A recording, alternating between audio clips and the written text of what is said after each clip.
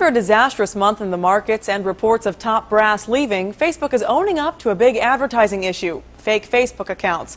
Mashable reports nearly 9% of Facebook users are fakes. The number of fake accounts on Facebook is roughly the size of Egypt's population and larger than most of the world's countries, the company disclosed this week.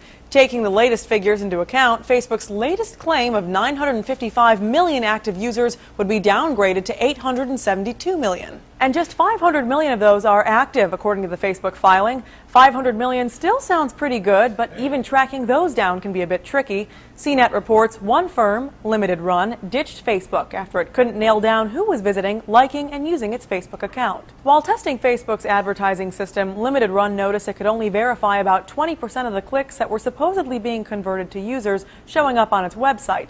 After trying a few analytics services to figure out the remaining traffic, the company built its own software out of exasperation.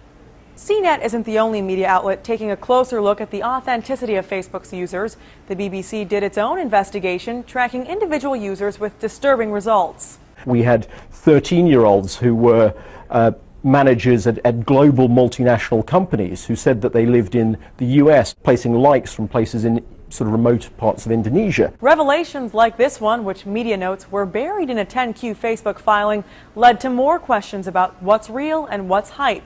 The Register wonders how anyone could know. Facebook went on to note that its figures were merely estimates of how many accounts were fake. It apparently doesn't use an algorithm to sift through its users in search of dodgy accounts. Instead, it creepily has reviewers looking for suspicious names and inauthentic behavior on the site. But Beta News comes to Facebook's defense while noting this bit of news can't help business. While there's little that Facebook can really do to identify and prevent fake user accounts, the news that 8.7% of all its active monthly traffic has come from such sources won't sit well with advertisers, especially those worried whether or not their campaigns are actually reaching real people. And Facebook itself notes in the risk section of the 10Q filing its concerns about what all this might do to its bottom line. If people do not perceive our products to be useful, reliable, and trustworthy, we may not be able to attract or retain users or otherwise maintain or increase the frequency and duration of their engagement. A number of other social networking companies that achieved early popularity have since seen their active user bases or levels of engagement decline, in some cases precipitously. For Newsy, I'm Candice Aviles. Multiple sources, The Real Story.